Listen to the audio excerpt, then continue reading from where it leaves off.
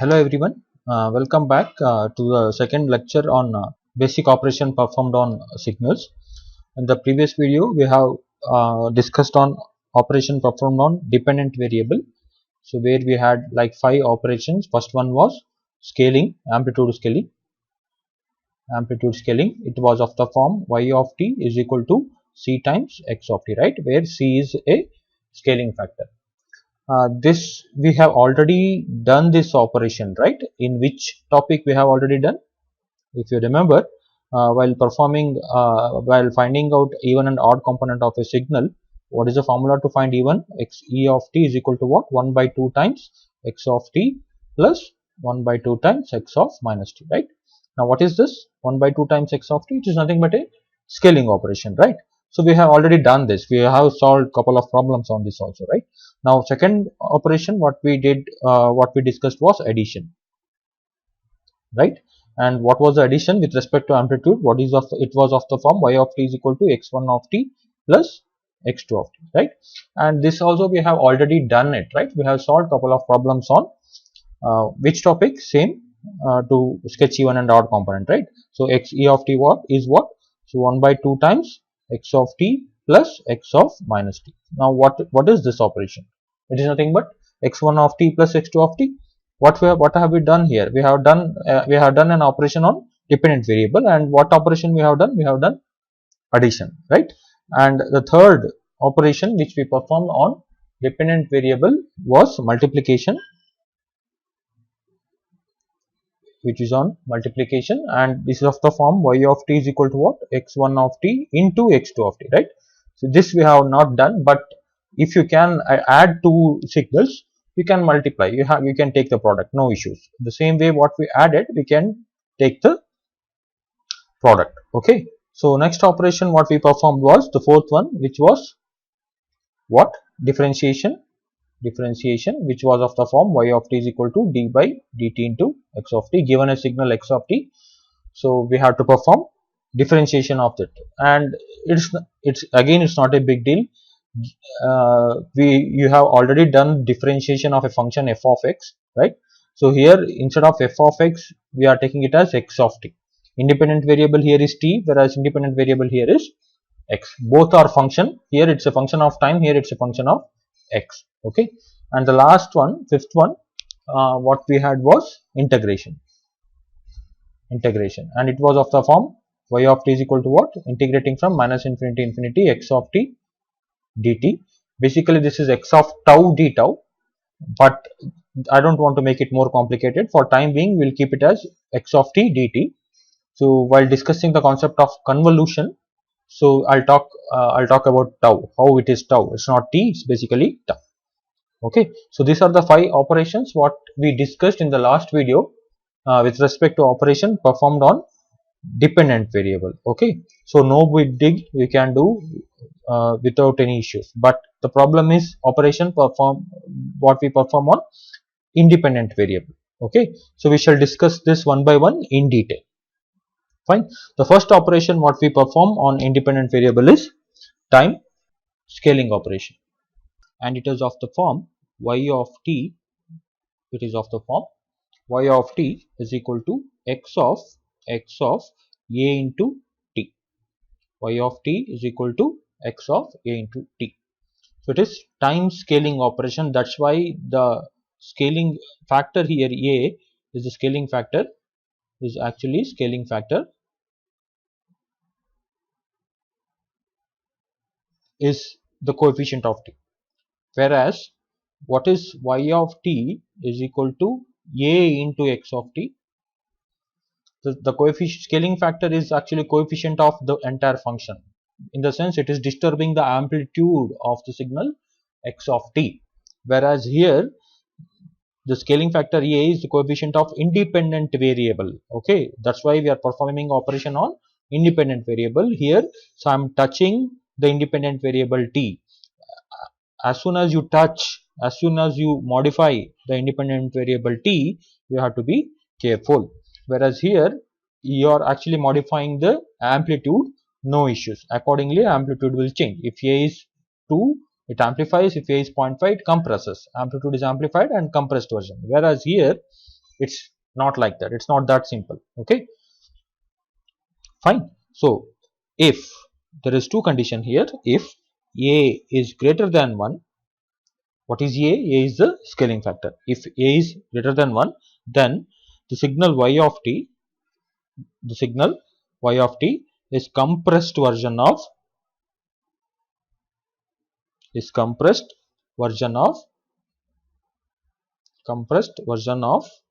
when I say compressed version, with respect to time.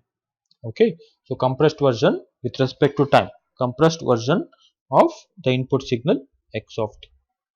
Okay, so I repeat again, if a, the value of a is greater than 1, then the output y of t is actually compressed version of x of t. When I say compressed version, it is with respect to time. Okay, so there are two variable here, independent variable and dependent variable. Compressed version can be in terms of dependent variable also, in terms of amplitude also, right? No, so here it's not with respect to amplitude, it's respect to time. With respect to independent variable, it is compressed version. Okay, so whereas if the other condition is, if a is in between 0 and 1, if a is in between 0 and 1, mind you, a is not taking the value 0, a is not taking the value 1, so it is in between 0 and 1, it's not equal to. Okay, it is, a is in between 0 and 1, where it is not equal to 0 and it is not equal to 1. Okay, if this is the case, y of t is expanded version of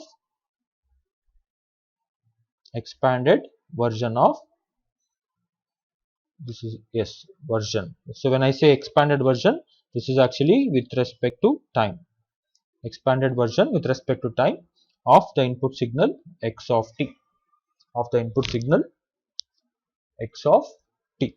Okay, just think like this, time scaling operation is of the form y of t is equal to x of a into t. Okay, it's not a into x of t, it is x of a into t. What is a here? A is the scaling factor and t is the independent variable. Okay, so there are two conditions in time scaling operation. What happens if a is greater than 1? What happens if a is in between 0 and 1?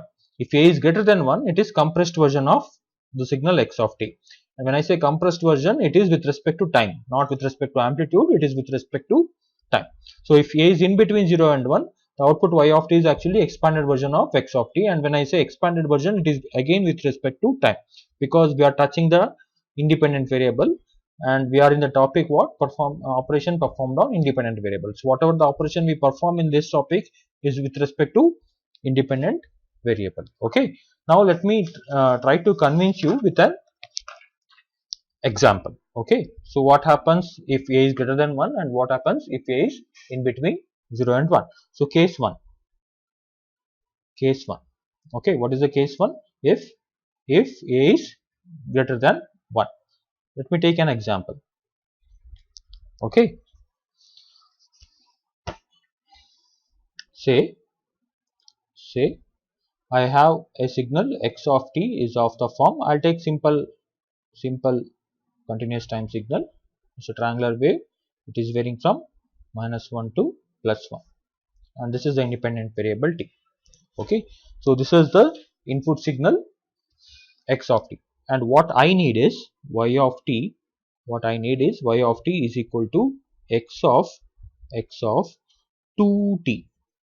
What I need is y of t is equal to x of 2t. Okay, now the solution for this is, so what is this? This is of the form y of t is equal to what? X of a into t. Now what is the condition here? A is greater than 1. No, if a is greater than 1, what is the version? Is it a compressed version or expanded version? This is basically a compressed version, right? It is compressed version with respect to time, correct? No, so the thing is, while plotting the signal y of t, don't touch the 0th amplitude. So for all the time t, I repeat again, for all the time t, you have to multiply the inverse of a. I repeat again, wherever t is there, everywhere for t varying from minus infinity to infinity, you multiply inverse of a. Okay, in our case, what is the value of a? Value of a is 2. Now what is the inverse of a? It is 1 by 2, correct? No. Now what you do, you have to multiply everywhere 1 by 2 to the input signal x of t. Okay, so don't touch the amplitude, you have to touch the time only. Okay, now I have minus 1. Minus 1 is multiplied with what? 1 by 2. So minus 1 into 1 by 2 is minus 1 by 2, right? So this goes to minus 1 by 2. Okay, now I have plus 1. Plus 1 is multiplied with 1 by 2. So what happens here? This goes to 1 by 2, plus 1 by 2. So this is 1 basically. So I did not put 1. So amplitude is 1. So don't touch the amplitude. Amplitude remains the same. Now the signal y of t is equal to x of 2t is this. Isn't it a compressed version? So it is basically minus 1 plus 1, but here it is 1 by 2, minus 1 by 2 and plus 1 by 2. Okay, so if a is greater than 1, the y of t is basically a compressed version of the input signal x of t. Okay, so this is a simple example I have taken to convince you what happens for a is greater than 1. Now I'll take the same x of t, so same x of t, but case 2. So case 2, what is the case 2? If a is in between 0 and 1. Okay, so let me take up in a fresh page. So I'll take up the same input signal x of t, which is varying from minus 1 to 1, amplitude is 1. So this is t, this is x of t. Okay, so we are discussing case 2 where a is in between 0 and 1. Okay, so what I want is, I want you to sketch y of t is equal to x of, I want you to sketch y of t is equal to x of 1 by 3 times t. X of 1 by 3 times t. So this is the example for case 2. This is the example for case 2. Okay. Now, so the general form is y of t is equal to x of a into t. Okay. If a is in between 0 and 1, what is it? Compressed version or expanded version? It is actually expand version. It is actually expanded version of input. Okay. So now in our case, what is the value of a? What is the value of a? A is 1 by 3, right? A is 1 by 3. Since a is 1 by 3, it is expanded version. Okay. Now our y of t, if I try to sketch the y of t signal, is equal to x of 1 by 3t. So how does it looks like? So don't touch the amplitude at t is equal to 0. It remains the same. This is t. Okay. Now what you need to do is, so to the input signal x of t, for all the value of t, for t varying from minus infinity to infinity, you have to multiply, what you have to multiply? Inverse of this a. What is the value of a? A is 1 by 3. Take its inverse. What is the inverse of 1 by 3? It is 3. So everywhere you multiply 3 in the independent variable of the input signal x of t. Okay. Now I have minus 1 here. Minus 1 is multiplied with inverse of a, which is 3, right? So inverse of 1 by 3 is 3. So 3 into minus 1 is, so this is minus 3. Now I have 1 into inverse of a is 3. So I get 3 here. Now if I join this, so don't touch the amplitude, it remains same 1. Now this is y of t, which is equal to x of 1 by 3 times t. Okay, so this is expanded version of the input signal x of t, expanded version of the input signal x of t. Okay, so I have taken up a simple example to convince you what happens if a is greater than 1, what happens if a is in between 0 and 1. Okay, if it is greater than 1, compressed version. If it is in between 0 and 1, it is expanded version. Later on, when we take up the problems, we'll try to solve a number of problems on this, so that you will get used to it. Okay, so don't worry, this might look difficult for you, but once you digest it, you will get used to it. Fine. So next,